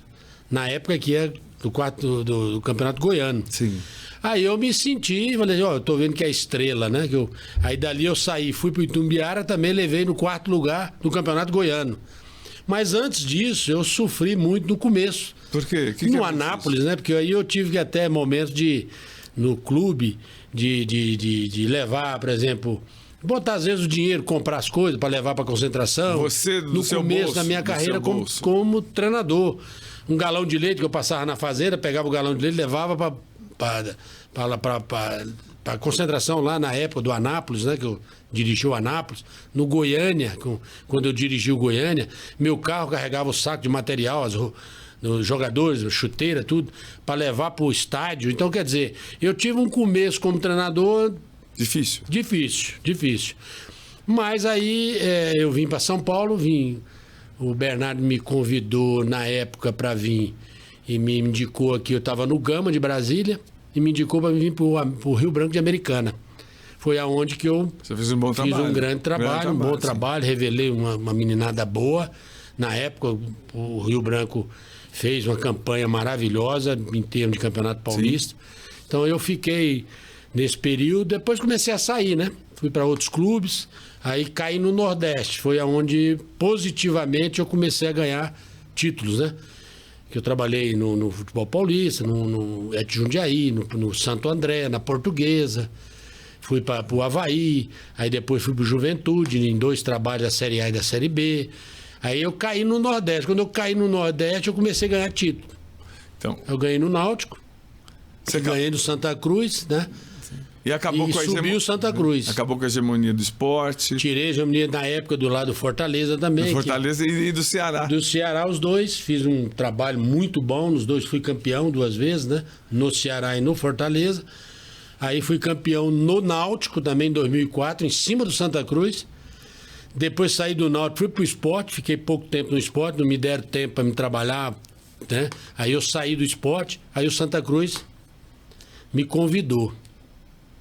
Aí eu fui pro Santa Cruz, aceitei o desafio. Num time que não tinha divisão, com a situação financeira em termos do estádio praticamente sem condições de trabalho, sem nada. Pegamos do zero, no ostracismo, na lama, time na lama, energia cortada, jogador tomando banho na piscina do clube, porque não tinha água cortada lá do estádio. E eu aceitei o desafio. Eu falei, não, nós vamos sair dessa situação, nós vamos tirar o clube. Numa torcida. Como coordenador, né? Como treinador. Treinador ainda. Como treinador. Fiquei como treinador praticamente quase 2 anos e meio, 3 anos. Aí montamos sem dinheiro, com a folha de 180 mil e os clubes lá de 1 milhão e 800, 2 milhões, esporte náutico. Eu com 180 mil contratei a dedo. Fui buscar em Goiás 2, aí fui buscar em São Paulo, lá no Sul eu trouxe 1. Peguei com os meninos da base, revelei alguns meninos que eu também... graças a Deus a gente procura ver, tem aquela olho, sensibilidade, observa, eu gosto de trabalhar, eu estou mais parecido. Gosto da maneira que o Cilim, de trazer os meninos da base para treinar no profissional, para fazer a observação de tirar do sub-15, sub-17, para botar para treinar o sub-20, para botar no profissional. Eu fiz isso muito no Santos, em todos os clubes que eu passei, eu revelei. Tem jogadores já, né? No Remo eu lembro que... no Remo eu lembro do Rony, né? O Rony, que era do Remo na época. Você acha que o Rony é a tua grande revelação? Uma das grandes, eu acho que assim... Hoje ninguém lembra, né? Porque eu botei lá no Remo, que era da base do Júnior, para treinar com o profissional. Aí a Sendas, na época, comprou o passe, parece que foi a Sendas. O lateral direito também, que está na reserva do Flamengo, que era o Hilton, o Lucas... do que é o lateral esquerdo. Ayrton Lucas. No ABC também foi puxado da base, né? Do Júnior. Vi um treinamento do Sub-17, gostei do canhoto dele, né? Falei, vem amanhã, você já passa a treinar comigo. Treinou comigo no ABC. Teve ele mais alguns, né? Mas ele eu lembro bem, porque o Branco tinha ligado na época, acho que convocou ele para a seleção Sub-17. Ou Sub-15, não sei. Sub-17. E ele aí um supermercado comprou também, um jogador lá, na época, né? Então, quer dizer, a gente, Jorge Henrique, né, no Náutico. Então, tem vários clubes assim, o Davi no Paulista de Jundiaí. Daí tem todos os clubes, eu sempre gostei de mexer, de ver a meninada. Tirar os meninos da base, fazer coletivo contra o Sub-17, Sub-20, foi aí que eu... Rio Branco, todos os clubes, né? E, Zé Teodoro, você sabe quantas trocas de clubes você já fez como treinador? Rapaz, eu não tenho ideia não, mas... Eu tenho. 30. 30. Por que você não fez trabalhos longos? O que acontece, Zé Teodoro? Primeiro, é o seguinte, Cosmo. É aquele negócio de tá trabalhando, quer trabalhar, quer estar na mídia, né? Quer estar em evidência, quer pegar o desafio. Principalmente em pegar o desafio e as maus escolhas, né? Eu escolhi errado algumas, eu assumo que realmente, né? Que eu deveria ter mantido aquele nível que eu tava. Mas aí aparece, vem pra cá, vem me tirar aqui da situação. Aí eu vou, a situação financeira não é boa, não é tudo aquilo que conversou no início. Aí não tem dinheiro, não tem investimento, aí você sofre, não tem como contratar. Aí o treinador, quem cai é o treinador, né? Quem perde o emprego é o treinador. Então tem várias mudanças que acontecem. Então eu realmente fiz muitas mudanças, umas positivas, outras não acrescentaram. E eu acho que as escolhas, né? Eu acho que aí né? Mas nunca me tirou de ser um vencedor, de um conquistador de título. Sim. E também, todo lugar que eu vou, eu sou muito bem recebido, em outros clubes, né? Tem as portas abertas, como em qualquer sentido, né? Como quando eu chego para observar um jogo, para observar um treino. Então, não, mas a minha grande dúvida é assim, por que assim, não dá ou a estrutura, ou a pressão, ou a sua vontade mesmo de sair? Por que às vezes tão pouco tempo? Às vezes tem trabalho de 3 meses, 2 meses, 4 meses, eu estava analisando. Mas o detalhe é que o treinador, em qualquer lugar, tem que ganhar. Entendeu? Ganhando, ele vai ganhar. Ele tem que ganhar. Porque se ele não ganhar, se ele perder 3, 4, é qualquer um. O Abel, se perder 3, 4 no Palmeiras, já vão se questionar. E ele ganhou quantos títulos? 11, sim. Você sabe, que aí é todo mundo, a imprensa, a torcida, o dirigente. Já tá desgastado, já tá cansado. O time, todo mundo já sabe como é que ele joga, ele não tem variação. Então fala, né? então fala. Dos treinadores ou de quem, onde você passa. Então, quando você passa, não tem recurso, não tá pagando salário, você tem que sair, aí você larga o time em 2 meses. Você chega lá, você pega um time do interior lá do Pernambuco, do Ceará, lá no Remo, aí atrasa 6 meses, 3 meses. Eu, como treinador, eu seguro 1 mês, 2 meses, dá para segurar o grupo. Mas depois disso não segura mais, então você muda muito. Aí você vai para outro lugar, acha que é melhor, não é. Então, esses erros acontecem, mas hoje já não acontece mais, porque o empresário... Ele faz a avaliação antes. Lógico, hoje tem analista de mercado, analista do cara que acompanha. Faz vê o balanço do clube. Te coloca, não, você não vai não, segura aqui, você vai ficar, nós vamos...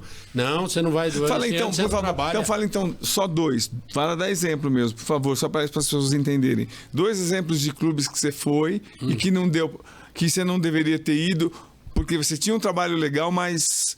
A estrutura não permitiu que você fosse adiante. Eu cheguei no clube que o cara me ligou, falou, você tem 5 jogos. E você tem 2 jogos, um com o Cruzeiro, outro com o Atlético Mineiro. E tem 2 em casa e mais um jogo contra a Caldense fora.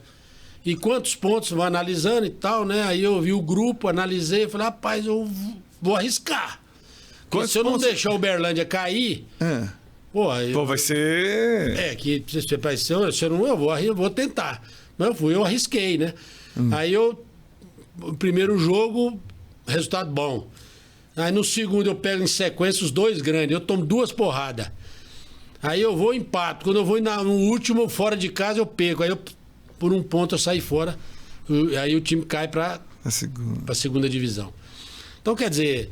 As escolhas, né? Você, peraí, mas eu... Era um risco, né? Um risco, eu vou jogar com os 2 aqui em casa, né? Cruzeiro e Atlético, mas os Cruzeiro e Atlético jogando... E a segunda escolha, que você acha que você não faria? Eu acho que eu não faria também a escolha, talvez hoje, ir pro Ferroviário, né? O que aconteceu? Ferroviário, eu acho que cheguei numa situação, assim, do clube financeiramente, aquela coisa... Com problemas, né, de político, situação financeira, clube, contratação. Desculpa, como político? Problema político, né? Briga de discussão, situação, oposição, época de eleições. Aí você cai num momento que você acha vem por um dirigente que está brigando na política e que precisa ganhar. Aí o time não corresponde. Aí o treinador... E fora que também às vezes a oposição trabalha contra, né? Muitas vezes. Mas você tem... Aí eu fui, né? Ferroviário, aí mostrou a estrutura, a condição, tem um campo de treinamento, é a terceira força do Ceará, né? Eu falei, vou tentar um clube, né? Tá dentro onde eu fui campeão ali, mas... Você não ganhou. O cara fala assim, professor, não dá para ir pro Ferroviário, não dá, não. Aí vai pro outro clube, aí não tá pagando. Você sabe como é que é. Porque às vezes o jogador vai pelo treinador. Aí quando chega a hora do salário, de atrasar salário, como é que você vai falar? Mas, professor, o senhor me trouxe, e aí? Aí eu falo, não vem, não. Eu falo, eu tenho um jogador, eu sei que o cara vai chegar aqui. Se não tiver salário em dia, ele não vai ficar satisfeito comigo. Ele não vai render. Não vai render também. Agora vamos falar das flores. Quais os trabalhos que você tem mais orgulho como técnico? Fala primeiro eles, o mais. Não, todos o assim, mais. Campeonato aqui, paulista. O mais que você fala, olha, peguei esse clube. O Santa Cruz, né? Impus o Náutico foi um processo. Mas explica, Zé. Deixa de ser investimento econômico. Fala como você pegou o grupo e o que você fez de diferente. Situação difícil. Salário atrasado, o grupo acreditou. Mesmo sem receber, falou. Mesmo sem receber, jogou por mim, pelo treinador, porque. Como é que você consegue Quando ele gosta do treinador, ele vai pelo treinador, o treinador ele fala, não, eu vou brigar por vocês. Quer dizer, eu tirava até, não, eu não vou receber prêmio, o prêmio é de vocês. Nossa. Para poder facilitar. Então, quer dizer, você faz coisa, treinador faz coisa, fazia, né? Hoje a situação é bem diferente. Hoje os empresários hoje, isso naquela época. Agora hoje eu tenho, quando eu vou resolver, eu já jogo na mão do empresário. Não, vem aí, resolve. Tem esse negócio aqui, eu vou passar para vocês. Me procuraram, mas você me representa. Então, que eu deveria ter feito lá atrás, né? Com um cara de peso, como a maioria de gente novas hoje tem, né? Que hoje todo treinador, todo empresário tem um treinador, tem um só não, tem 3, 4, 5 treinadores, né? Sim. Agora, então, e que momento você vive agora, profissional? O que você trabalhou como coordenador e você está agora, você quer o quê? Está buscando o quê? Eu tirei agora esse período, justamente foi mais para ficar família, porque meus filhos, todos eles estavam em Americana, agora todos já... Um casou, juntou, trabalha fora, 2, então todo mundo está com a sua vida definido. Se formaram, estão trabalhando, estão independentes, filhos, né? 3 filhos, todos 3 já estão 30 e poucos anos, então cada um está, mas está sempre lá, né? Todo mês vai em casa, uma semana aparece um, né? Não, mas e profissionalmente, o que você quer agora? Eu tomei assim, lógico que eu estou vendo o mercado, eu estou observando o trabalho, me capacitando, vendo as coisas aí através dos treinamentos, começo a ver, observando os jogos, vou ver jogador, né, para poder, que os amigos me ligam, né, eu tenho jogador, Zé, eu tô precisando de um centroavante, eu vou dar uma olhada. Tem muita gente no São Paulo, né, que muito ex-jogador. Tem justamente fazendo o trabalho disso, né, na base, né, nas categorias de sub 10, 11, 12, 13. E eles estão fazendo certo, botando bons profissionais que estão estudando, que estão fazendo curso, né? Que tem uma coordenação, me parece que o coordenador do nível, se for o mesmo que trabalhou comigo lá no Paulista de Jundiaí, é um grande profissional, né? Que já trabalhou no Flamengo, está no São Paulo, está dando oportunidade para esse pessoal, né? Todos eles, ex-jogadores, né? Tem muita gente boa lá. Com que ex-jogadores, por favor, Zé? Nossa, Araújo é coordenador, o Zete está como coordenador dos goleiros, o Visoli, Pimenta... Tá o Zé Sérgio, tá o Zé, tá quem mais? Tem o Adilson, zagueiro. Poxa, então. Tem mais gente aí, Visoli. Tem mais gente lá. Sei que tá chegando mais gente. Então é bom. Não, e é bom com a visão do ex-jogador. Lógico, dá oportunidade de botar um cara que viveu lá dentro, né? Que é um ex-jogador. Então, a gente já está caminhando para o final, infelizmente, mas tem algumas perguntas que são fundamentais.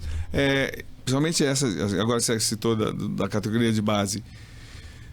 Zé, você que fez tudo sozinho na tua carreira, como é que você vê um menino de 9 anos já com o empresário. Como é que é isso? Como é que é essa loucura? A gente olhando de fora pensa, 9 anos, 8 anos empresário.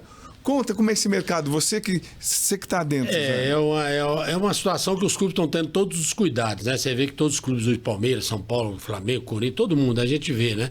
Mas hoje, quer dizer, o pai e a mãe vai junto, já fica hospedado no hotel, lá no clube mesmo, né? Ele passa, ele já é monitorado. Tá, mas não é loucura. Dizer, a situação é muito cedo. Mais moderno, tudo é mais moderno. Mas não é muito cedo, 8 anos, 9 anos. Rapaz, já dá para saber se vai ter potencial? Tem. Já dá para ver? Dá para ver. Dá para ver. Agora, saber se vai virar ou não, aí já é uma outra situação. Mas se você vê, você já desde pequenininho você já conhece. E já virou um mercado, quer dizer, os empresários interesse. de meninos de 18 anos. Já, de 8, 10, que loucura. 11, 13, 15, 18 e 20, então. Que loucura. Né? Ninguém quer mais, né, de 20, não, só quer 17, 15, né? 17 ainda estão meio... Mas explica mesmo, que eu não sei. O menino de 8 anos, o pai e a mãe assinam um contrato com o empresário? Não, eu acho que era... Eu acho que tem uma procuração e abre um compromisso, né?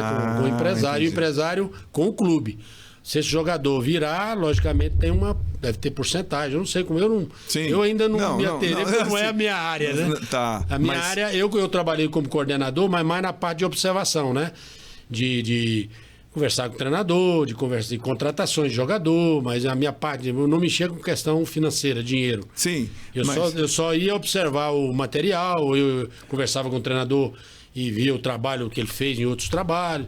Coordenador, assim, vê o treinamento que está precisando de fundamentos, por que não está trabalhando isso, tem que voltar a trabalhar isso, esse jogador precisa fazer isso. Então eu sou um coordenador, estava como coordenador no Santa Cruz. E desse período para cá eu fiquei ajeitando minhas coisas, organizando minhas coisas em Goiânia, ajeitando minhas coisas aqui, ficando mais próximo da minha esposa, da minha família, né? Perfeito. Ficando mais perto da família, mas já vendo a possibilidade já de, como observador técnico. Sim. Com a possibilidade, não sei aonde vai ser, como vai ser. Não, você tem toda a condição. Mas eu tô querendo cair para essa área. Não. Coordenador, gestor, né? Coordenador, porque gestor. Eu sei que eu vou poder ajudar alguém ali, né? O diretor de futebol, sei lá, qualquer um outro dirigente que queira uma troca de informação. Não, com a tua vivência, com a tua personalidade. O que eu sei fazer é futebol, né? Apesar de também ter trabalhado no comércio, mas né, a família eu achei melhor ir pro futebol. Agora, Zé, só mudando... É uma arte, é uma cachaça que ninguém larga. Agora, Zé, então, 3 ou 4 perguntas últimas mesmo. A primeira, o Madison esteve aqui, a gente estava conversando sobre o ninho do urubu, que aconteceu, aquela tragédia absurda, onde morreram os meninos. Aí o Madison, que também já é umas 3 gerações acima da sua, falou também que ele vivia no Vasco da Gama, era um terror. Porque graças a Deus não aconteceu nada. Eu imagino, então, como é que era, então, para você, em Goiás, como é que... Não, porque não era culpa do Goiás, era da época. Como é que era a concentração para os meninos? Hoje... Era triste. Não, explica. Mas agora hoje não, você... era, não, desenha. Tanto que o governo, eu falo assim, a prefeitura, como é que fala, de menores, tomaram providência. É mesmo? Tava as coisas nos clubes, em todos esses O Conselho Tutelar. Não, mas... Não, Conselho Tutelar. Não, mas, calma, conta o seu. Não tinha estrutura nenhuma. Mas explica. De receber, não, de alojar. Desenha. Como é que era? Você chegava lá e aí? Não tem... O que tinha? Cama, colchão. Vocês dormiam no chão? Pegava a cama não. Como é que era? Era beliche? São Paulo. Não, Goiás. Estamos falando de Goiás do início. Tinha cama, mas era deficiência, né? Alimentação. O que não tinha? Não era todo dia, liberava, você ia, tomava o café, ia pro treino. Tinha dia que faltava café, aí tinha que sair para comprar para o negócio. O clube era assim, nos clubes todos eles, a maioria, muito tempo atrás. Hoje já não é mais. Não, sim, assim, comida, alimentação, não dá para todo mundo. Ficava aí que saía ali rapidamente para ir comprar comida no restaurante, As quentinhas, como é que fala? As quentinhas, sim. Quentinha, então, ou seja... porque o Madison também falou assim, ó, a gente vivia nos beliches apertadíssimos, se tivesse um curto-circuito, morria todo mundo. Morria todo mundo, era quatro, morria 8, 10 jogadores no quarto só. Nossa Senhora. Então, isso aí, agora o futebol Não, de sim, hoje... sim. Não, falando da sua sofrido, época. Não era pra vencer, era pior do que hoje. Então, porque eu quero mostrar isso, pra sair de onde você saiu e vencer tudo que você teve que enfrentar. Aí tem que passar por cima, né? Pra fazer o quê? Eu fiquei 6 meses sem salário no Goiás. Eu passei o final de ano, na época da Taça União, não sei se você lembra. Se lembra? Sem receber salário. Na base você não recebia. No profissional eu tinha 17, 18 anos, salário atrasado. Aí, cadê? Eu ia atrás de passo de ônibus, né? Pra pegar passo pra poder ir treinar. Aí você passava debaixo da catraca. Pra poder... O cara te prendia, você ia lavar ônibus. Eu lavei o ônibus do dono do Ailê Pinheiro, que é o HP, sim, que é uma das maiores empresas de ônibus de Goiânia. Eu cansei de ser preso na Avenida Goiás, no final da Avenida Goiás, ia lavar o ônibus com aquela vassoura condor de cabelo, com a lata de sabão em pó e água. Lavando os ônibus, porque o cara prendia a gente para a gente não pagar a passagem. Pra gente, pra lá, deixava a gente preso lá. Ó, não, vocês vão lavar o ônibus, eu libero vocês. A gente lavava o ônibus e ia embora. Quando deu com 17 anos, eu fiz meu primeiro contrato. Adivinha com quem? Ailê Pinheiro, os ônibus que eu cansei de lavar quando eu fui preso lá na catraca. Eu saía pela porta de trás, os caras metiam o pé e não deixava. Aí chegava no ponto final do outro lado da avenida, aí ele levava a gente e ia ajudar a lavar. Que loucura. Então, quer dizer, hoje é mais fácil vencer. Naquela época era muito mais difícil. Mas você já chegou a treinar com fome? O Madison disse que sim. Sem o café, só com café preto no bucho. Várias vezes. Que isso aí eu falo assim, porque saía de casa, né, chegava no clube e não tinha café, eu tinha que ir, podia... Pegavam ali uma banana, né? Até pro treino. E quanto que os seus pais tiveram orgulho da sua carreira? Qual é o momento que você teve mais orgulho, assim, que a família... Não vou te falar a verdade. Meu pai era um homem que nunca acreditou, assim, no futebol. Ele queria que todo mundo trabalhasse no comércio. Mas aí, quantos profissionais dele? Deram 5 profissionais. 3 venceram, jogaram em clube grande, seleção brasileira. E qual Você momento... vê como ele nunca tinha ido no treino ver nós jogar. Quer dizer, a gente foi pela gente. É aquele negócio, eu quero ser jogador, eu vou ser jogador e conseguir ser jogador. Então meu pai fala, larga disso, vai trabalhar que é melhor no comércio. Isso não dá comida a ninguém, não dá casa a ninguém, desse jeito. E a gente fala, não, pai, nós vamos vencer. Tinha qualidade, né? Então, mas qual o jogo que você teve mais orgulho da sua vida? Que você mostrou quando meu pai foi a primeira vez no Serra Dourada. Qual assistir a gente jogar. Eu jogar porque lá em Goiânia era o seguinte: o pessoal ia os torcedores iam pro estádio mais cedo, lotava o estádio, para ver a gente, os tampinhas dentro de leite, não sei se aquela época infantil, né? E aí a gente.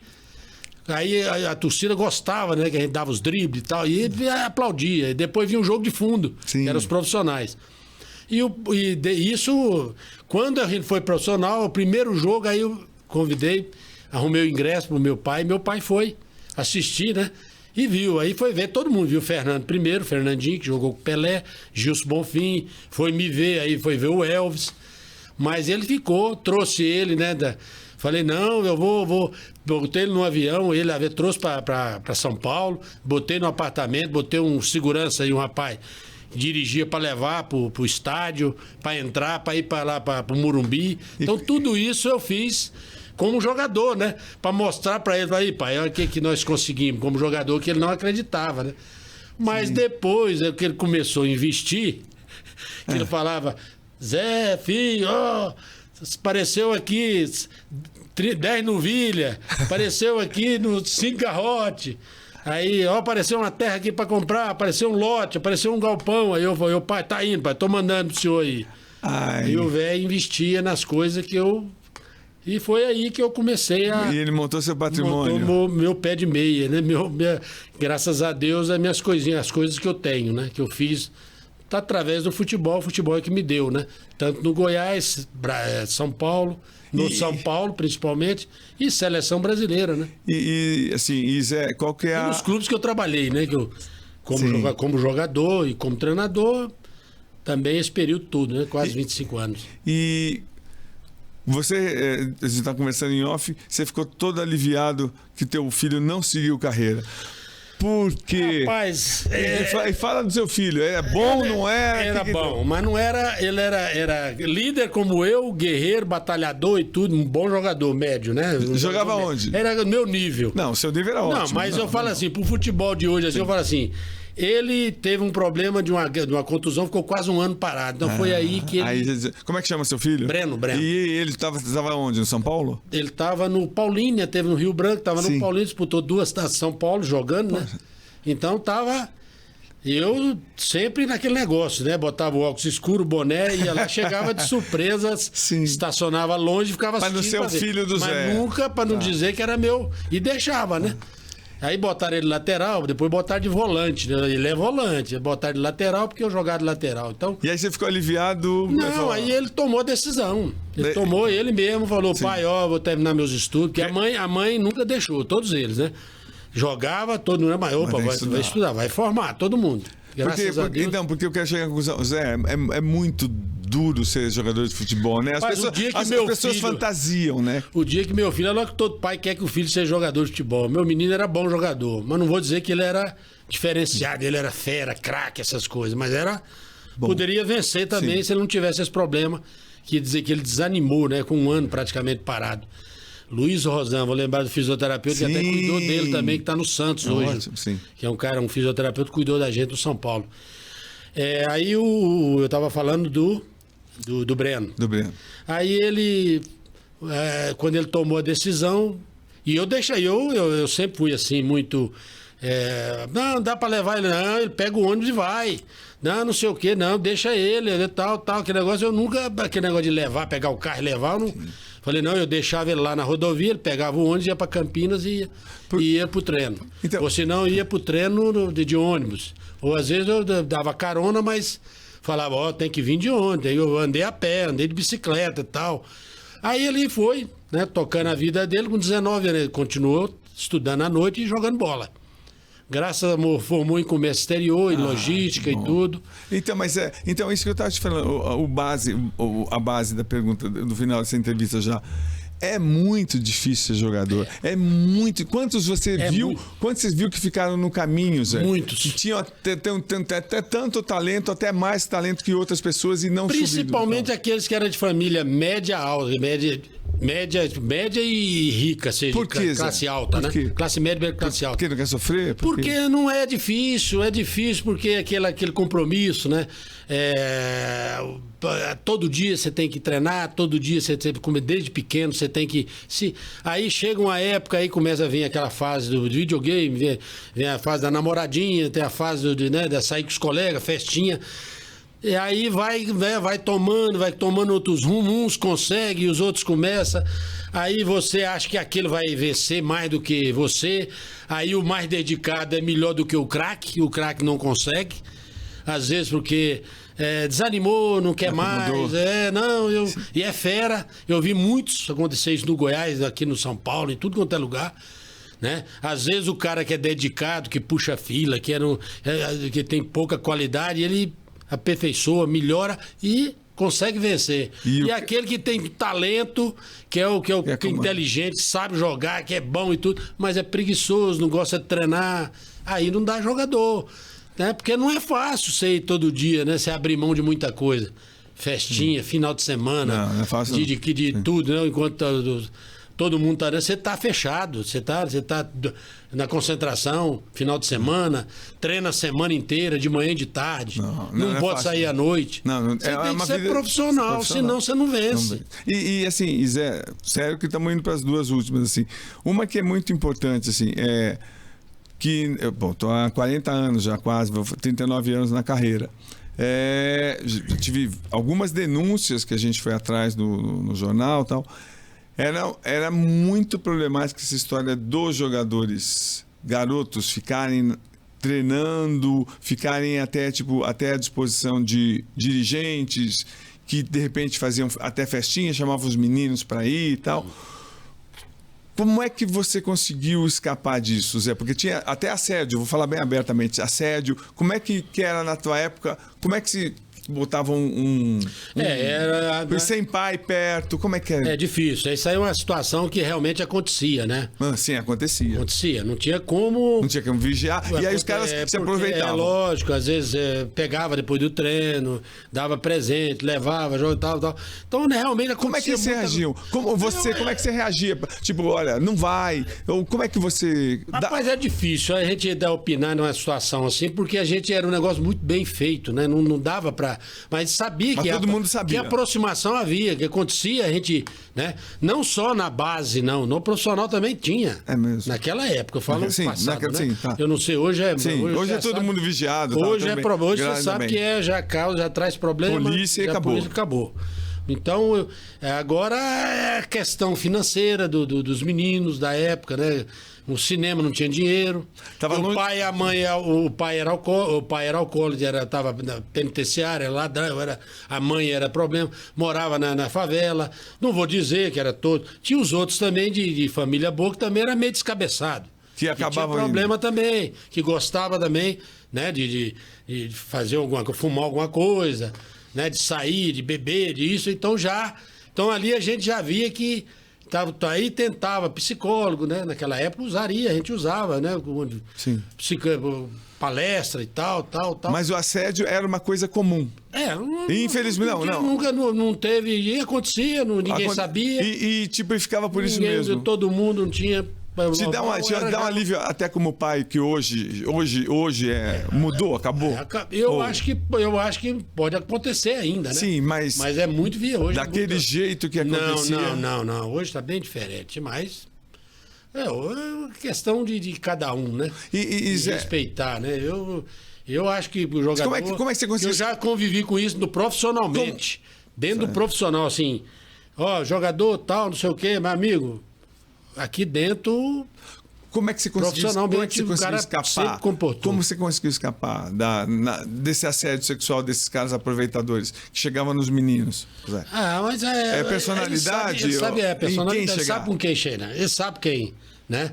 Ele sabe onde vão, Então, na realidade, isso aí houve uma correção muito grande. Depois, a tendência, logicamente, não vou dizer que se acabou, não sei, né? Mas é uma coisa que a gente tem que respeitar, né?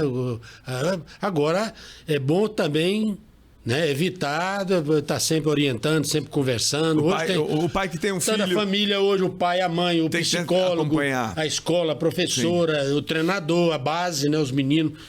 Por isso que os treinadores de base hoje, né, justamente ali da categoria de escolinha para frente, botam um ex-jogador, que é um cara que é pai de família e tal, mas justamente já vai orientando, vai passando. Mas deve ter um trabalho hoje nesses clubes aí, que deve ter gente já apropriada, gente já treinada para isso, né? Sim, porque realmente era uma situação assim, horripilante, era um horror. Agora, Zé... Por que o Brasil não ganha a Copa do Mundo desde 2002? O que acontece? Que futebol é esse? O que acontece? 250 milhões de pessoas, inúmeros jogadores na Europa, em times importantes. Por que não se ganha uma Copa do Mundo? O que acontece com a seleção brasileira? Cosme, eu vou falar uma coisa aqui e acho que nós perdemos muita... O Vanderlei usou essência, né?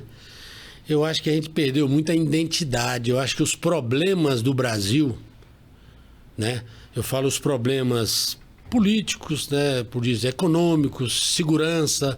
Se você englobar tudo isso, tá tirando muito a confiança ou aquela coisa da identidade de buscar, não no clube, eu falo assim, seleção brasileira. O problema, mudança política em CBF... a saída dos jogadores desde dos 8, 10 anos de idade para o futebol do outro mundo, do mundo europeu, né, de outros países, tirou a graça, a alegria, aquela coisa do torcedor ver um garoto fazer o drible com alegria, como o Neymar faz, como alguns jogadores que o menino do Barcelona, o atacante Neymar, o Rafinho, Vinícius. Rafinho, Vinícius, né? a gente está muito desacreditado, né? A gente o trabalho não está sendo, mas não tem aquela desde a base, você vê o garoto fazer como uma pelada, né? O driblar. Hoje já tem, taticamente, tem que posicionar o menino já na base. Não tem o campo de terra, não tem a pelada de rua, não tem mais o campo de areia, não tem mais a bolinha de borracha, de bexiga, de boi, de tênis, a bola de borracha. Então, quer dizer, nós estamos andando por uma falta de identidade também, de sentimento. Acho que o sentimento do torcedor. Talvez pelo insucesso da gente não ter conquistado as da Copa do Mundo, né? Que eu acho que a Copa marca mais do que campeonato, Copa América, sim, Copa das Confederações. Então, Copa do Mundo, eu acho que é uma situação que ainda nós estamos entrando despreparado, mal, que diz assim, estruturado. Eu acho que agora, talvez esse treinador, a gente espera que os resultados possam ajudar ele, que ele está dando tempo de montar, de esperar o crescimento, o momento de produzir, de render mais para frente. E a nova maneira aí, que a gente sabe que tem muita coisa errada, mas tem muita coisa certa. Agora é voltar a ganhar essa credibilidade, melhorar a situação do país. Eu acho que isso aí também ajuda muito ao futebol, né? Economicamente, segurança, né? Ninguém hoje está muito difícil. Vai para o estádio, o cara vai preocupado, né? Você ia com alegria, você ia com satisfação. Hoje não. E o jogador jogar com identidade, né? Não tem mais aquela coisa, né, do amor, né? Eu gosto de vir para a seleção, eu gosto de vir para o clube, eu gosto do Palmeiras, eu gosto. Pode até isso acontecer, né? Agora, né? Clubes que ganham título vários tempos, como o Palmeiras está ganhando, né? Pode ser que aí ali já tenha alguém que tenha, que gosta do clube, né? Então, mas agora uma coisa que é muito importante. Você é jogador de futebol, se for jogador de futebol, técnico, coordenador, o jogador atua na Europa, ele atravessa o Oceano Atlântico. Ele está no time dele forte, entrosado, ele vai, atravessa a Europa, atravessa o Oceano Atlântico, chega para o Brasil, faz 2, 3 treinos e vai jogar com um time desentrosado, com a cobrança gigante com a camisa da seleção brasileira, com a cobrança enorme se ele não render. Não é fácil para o jogador também. Pois é, aí existe aquele detalhe. Às vezes o rendimento de um clube é uma coisa. O módulo, a maneira de jogar, o modelo de jogar, o ambiente, o espírito, o grupo, o treinamento. Já está ali o negócio, já tá, criou-se uma identidade. Aí é clube. Você não sabe nem onde... Para a seleção... Já muda. Então. Você tá junta, né? Você traz. Então, você não tá nem entrosado e tem 3 dias e a gente vai cobrar demais. Pois é, mas então o que tem que fazer? É o que eu tô falando aqui. É necessário o quê? Deixa o treinador. Se ele vai trazer de fora ou se ele vai buscar aqui dentro, mas deixa ele formar dá o tempo para ele. Eu acho que é isso que tá faltando. Porque não, eu acho que precisa segurar treinador, se é de clube ou de seleção. Eu acho que o dirigente tem que mostrar que é bom dirigente nos momentos difíceis, na derrota. 4, 5 derrotas. Eu lembro uma vez que o Tite perdeu 5 jogos aqui, depois o menino do Atlético Mineiro lá também, e ganharam o título. Entendeu? Então tem os momentos de altos e baixos, das dificuldades. Agora é preciso acreditar no trabalho do treinador. Eu acho que o caminho, apesar dele ter que ganhar de resultado nesses 2 jogos, mas o caminho eu acho que é esse aí. Agora, mais sentimento, mais identidade, mais o gostar de estar na seleção e o grupo se fechar, né? Se gostar, se fechar, cada um fazer um mais pelo outro. Se fazia 100%, vamos fazer 110%. Né? O Neymar não tá mais ou menos. Eu vou correr. Não, a gente fazia isso no São Paulo. No Goiás, eu vou correr. O Pita, não, pode deixar. Não. Vamos correr pelo Pita. Entendeu? Então isso está faltando também. Então precisa mais conversa, mais resolver, chamar mais a responsabilidade dos jogadores de clube e de seleção também, mais de seleção. Não tem liderança mais em seleção. Você não consegue ter um Dunga, né? Os caras que chegaram, fecharam e falaram, não, vamos ser campeão do mundo. E foi. Né? 82 ou 90, não, 94. 94. Né? Saiu desacreditado. Então, quer dizer, isso também depende muito do grupo, comissão técnica, Então, do treinador, então, tudo isso você está comungando, tem que estar todo mundo junto, caminhando. Eu acredito, nós estamos vivendo um momento difícil no Brasil, uma divisão política, você sabe, tá direita, esquerda aí, é meio a meio, o negócio não tá brincadeira, né? Então, na realidade, a seleção brasileira precisa ganhar essa confiança. Então, nós precisamos, no futebol, trazer essa alegria, né? Para os dois lados. 50% para cá, 50% para lá. Então precisamos voltar essa alegria, dar essa alegria novamente para a nossa seleção, para os nossos jogadores e para a comissão técnica também. Professor Teodoro, olha, posso dizer que foi um orgulho ter você aqui, um privilégio e muito obrigado por ter vindo. Excelente, muito bom. Muito obrigado mesmo. Valeu. Valeu, obrigado a você pela oportunidade aí de vir aqui bater um papo.